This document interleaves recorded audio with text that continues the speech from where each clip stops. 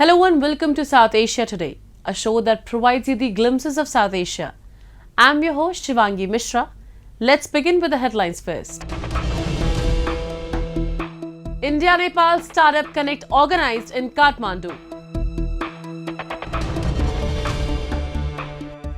Teachers in southern region of Pakistan-occupied Kashmir stage a protest against corrupt education system.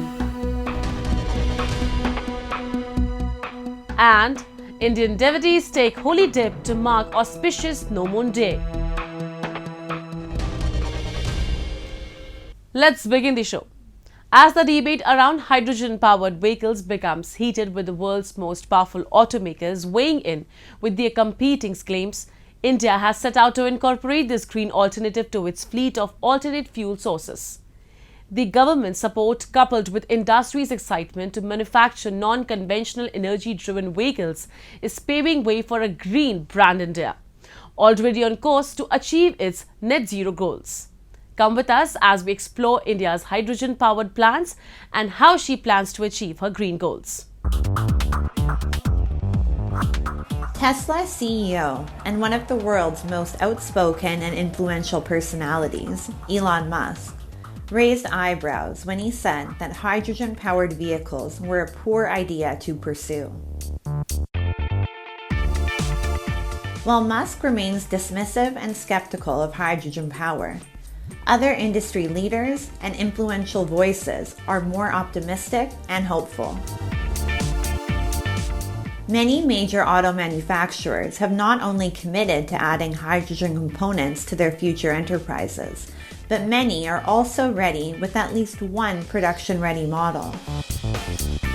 Toyota, Hyundai, and Honda are three of the major global automobile brands that have manufactured and sold hydrogen cars. These manufacturers are extensively involved in research and design to further explore and to enhance their efficiency. While hydrogen vehicles still trail massively behind electric cars in the current marketplace, some believe that they have the potential to give electric cars a run for their money, once the debate around their efficiency settles. According to MarketWatch, a capital market company, China alone will manufacture around 1 million hydrogen-powered vehicles by 2035, while Japan aims to have 800,000 vehicles within the next 8 years. So, where does India stand on hydrogen and green hydrogen power? India, one of the fastest emerging economies with the net zero target in sight, has been pushing for alternate fuels and has expressed its willingness to embrace hydrogen time and time again. India's Road Transport and Highway Minister, Nitin Gadkari, in particular, has advocated for the adoption of green hydrogen technology. Actually, it is easy to get hydrogen from coal, but that is black hydrogen. The hydrogen from petroleum, that is brown hydrogen, but we need green hydrogen. Hydrogen from biomass, hydrogen from water, hydrogen from organic waste. And the wasteland, where we will protect our environment, and that bamboo can be used for making green hydrogen. Some say that because of India's enormous potential to generate green hydrogen, New Delhi can become the market leader. As per a report by the Government of India's think tank, Niti Aayog, India, with the contribution of private players, can achieve 25 gigawatts of manufacturing capacity of electrolyzers by 2028. The same report said that green hydrogen can help India abate 3.6 gigatons of cumulative CO2 emissions by 2050. Therefore, it is crucial for both the Indian government and private players to explore green hydrogen options to manufacture vehicles. Morris Garages, or MG, a British origin company, unveiled a hydrogen car at the recently held annual Auto Expo Fair in the National Capital Region. Hydrogen technology is one among many technologies, including electric and solar, that have been striving to make inroads in the huge, untapped, non-conventional, energy-driven automobile market in the country. MG Motors India affirmed that they were ready to mass produce hydrogen vehicles and were waiting for the government's go-ahead. Hydrogen showcases our technology, which is the fuel cell technology prowess, which is applicable to some of the applications, and this is one of the applications. Though it's not a concept car, it's a production-ready vehicle. So this technology is available. Obviously, commercially, it's very, very pricey at this point of time. So commercial applications are not going to be at a mass level at this point of time. But the point is that depending on the government direction, depending on the future, these kind of applications can be made available. The demand, consumption, and production of automobiles has risen sharply in recent times. As per various sources of market data, Indians bought a record 3.8 million cars in 2022, and observers say the market will see a sharp rise in the demand for alternate fuel-run cars in immediate years. Hydrogen cars, along with electric cars, would be viable options. A number of studies have already declared hydrogen-powered technology safe and efficient. As per the U.S. Department of Energy, the fuel cell electric vehicles, or FCEV, are more efficient than conventional internal combustion engine vehicles, as they only emit water vapor and warm air and produce no tailpipe emissions. A green India that thrives on alternative energy sources is not a far-fetched dream. The country has the potential to become a green global leader. The political will and the effective implementation and execution by automakers can ensure that India drives green and that brand India achieves its net zero target. Moving on. In a bid to strengthen business relations between India and Nepal, the Indian Embassy in Kathmandu organized India-Nepal Startup Connect to bring together the startup ecosystems of the two countries in association with the Confederation of Nepalese Industries Young Entrepreneurs Forum. The event focused on fostering connections between two countries' startup ecosystems. Have a look. The Indian Embassy in Kathmandu organized India-Nepal Startup Connect to bring together the startup ecosystems of the two countries in association with the Confederation of Nepalese Industries Young Entrepreneurs Forum.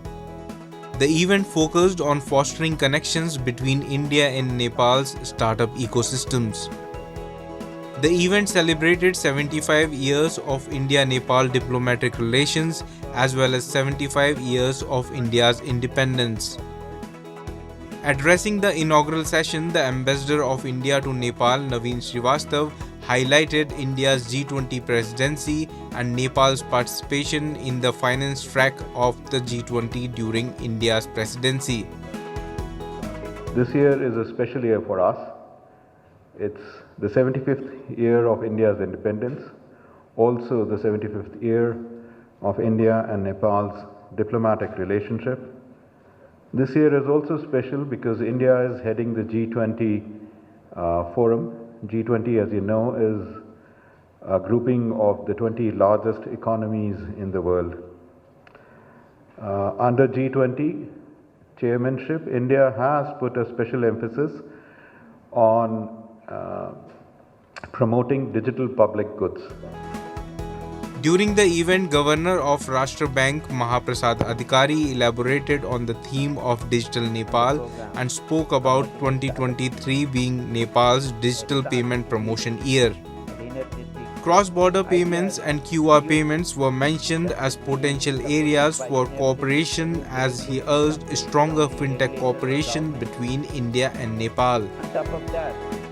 The focus area of this event, Startups Connect, is very much consistent with the vision of the government of Nepal for having envisioned as the Digital Nepal, which has been formulated Digital Nepal Framework 2020, with the goal of having economically prosperous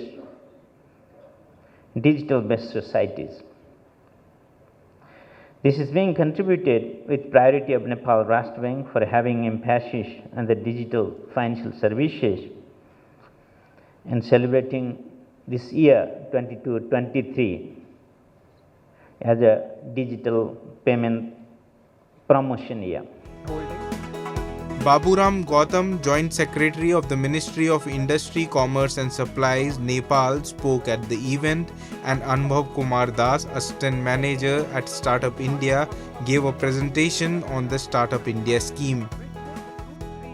The Startup India scheme was launched on January 16, 2016 and has supported more than 4,200 startups in India through its seed fund. CEO of Pay Nearby, Anand Bajaj, gave an overview of how the fintech sector in India has evolved with support from the government, regulators and industry. Now we take a look at some happenings in Asia in a segment called Asia Watch.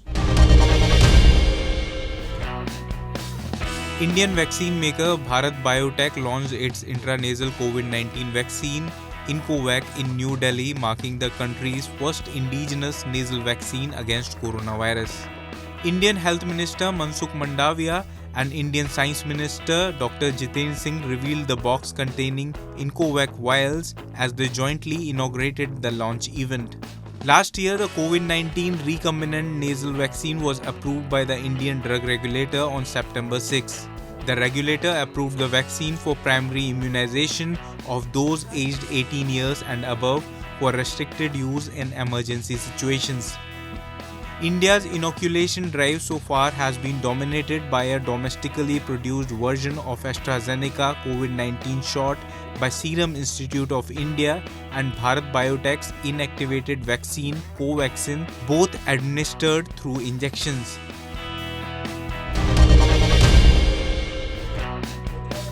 Qatar is in talks to acquire a stake from French company Total Energies' $27 billion cluster of energy projects in Iraq as Baghdad hopes to stem efforts by Western energy companies to exit the country.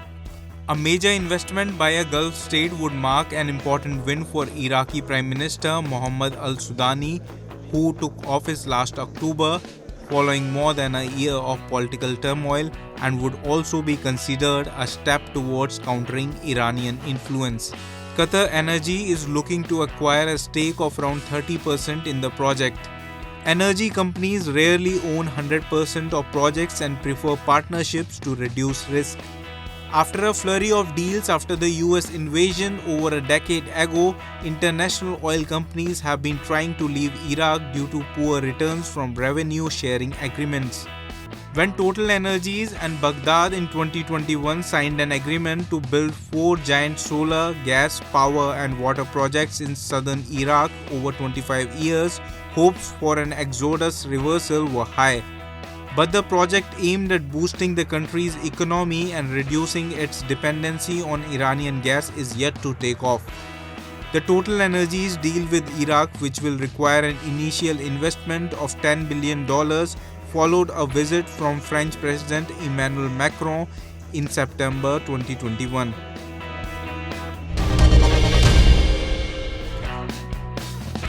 Making sushi is a work of art in Japan. Good handwork is a must in sushi making. That is because the curation and consumption of sushi date back to ancient Japan. Celebrating the history and love for this great dish, a sushi chef's world championship was recently held at the Toyosu market in Tokyo. This was the 10th edition of the event. Finalists from 9 countries, including 15 sushi chefs from the US, Europe, Asia, and South America, participated in the event. For the first time, Bangladesh has participated in the competition. 4 finalists had come from France. It shows how sushi is becoming increasingly popular in France. Satsuki Katayama is a member of the upper house in Japanese parliament and sushi enthusiast. In 1 hour, the finalists cook creative sushi. 30 basic fishes and materials are used as ingredients. Some sushi chefs prepare unique ingredients such as chocolate, port wine marinated fish, and so on. Marking points are creativity, skill to operate kitchen knife, cutting skill and management of sanitary situation. The winner of the competition was a Czechoslovakian chef. He was appreciated for his nigiri skill and the beauty of his creations. Competitions like these are helpful in promoting sushi all around the world. And slowly but steadily, it is becoming quite common to see people in various countries enjoying a sushi.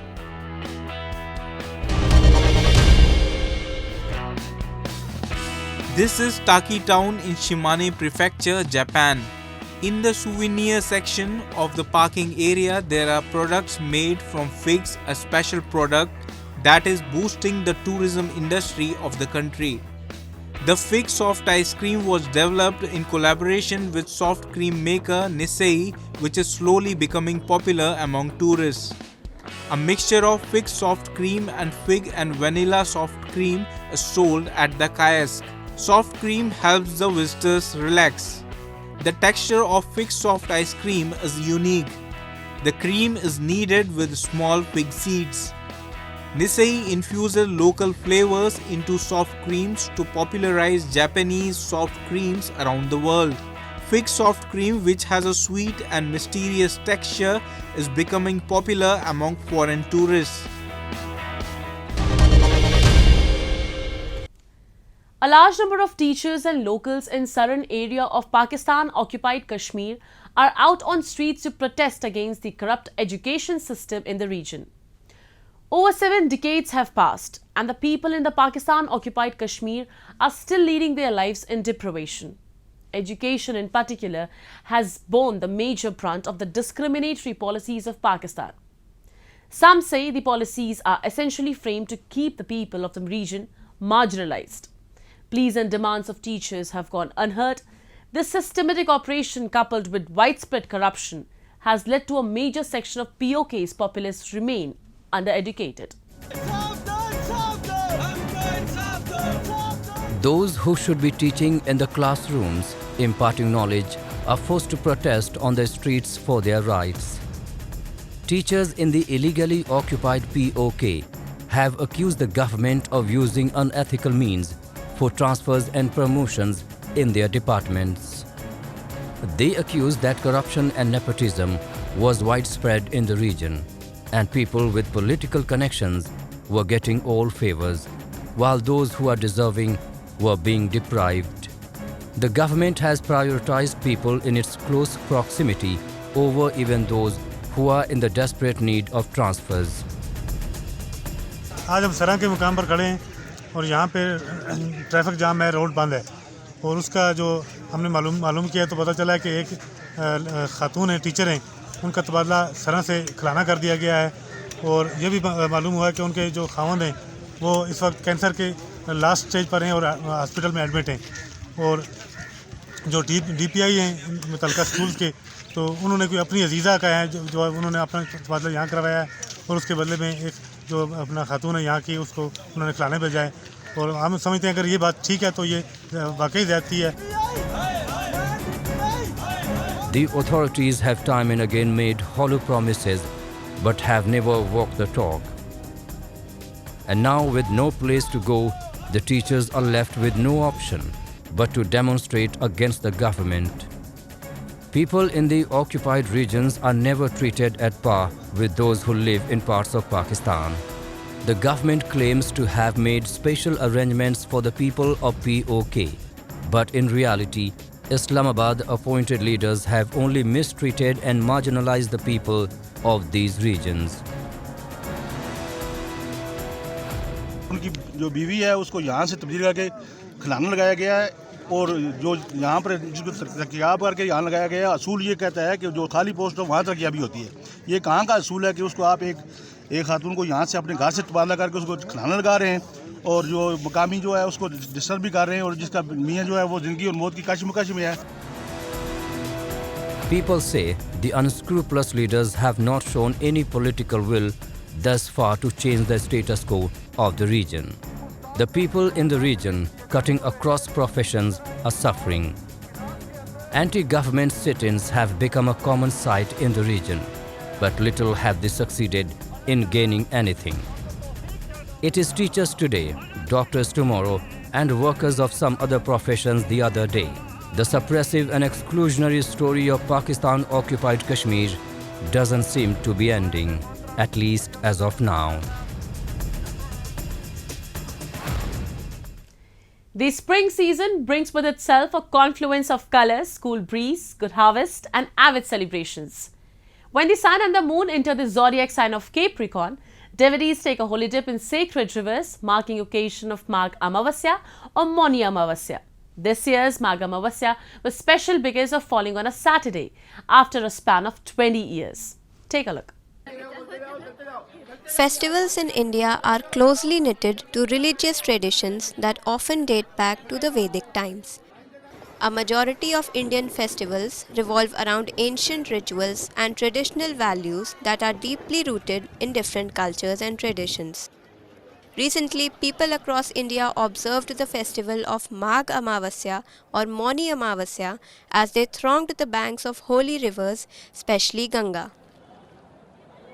आज मौनी अमावस्या है जी, बड़ी पितरों के लिए बड़ी तर्पण के लिए बहुत अच्छी है और शनिवार को पड़ रही है। 26 साल बाद ये संयोग आया है और आज पिछली अमावस्या को भी आया था। मैं हर अमावस्या को आता हूँ, इस बार भीड़ पिछली अमावस्या के चाहे ज़्यादा है। Celebrated on the first no moon in the Hindu month of Magh, which coincides with the Gregorian months of January and February, the festival is celebrated with great religious fervor in the northern part of the country. This year's Magh Amavasya was special because for the first time in 20 years, the occasion had fallen on a Saturday, which is why it is being referred as Shani Amavasya. As the name suggests, this day is also referred as a day of silence in Hinduism. Some devotees also take a pledge to keep a vow of silence, Maun Vrat, throughout the day. Devotees in northern city of Prayagraj walked in large crowds during the wee hours of the day to take holy dips and provide their offerings at the Sangam, which is a confluence of holy trinity of rivers Ganges, Yamuna and the mythical Saraswati.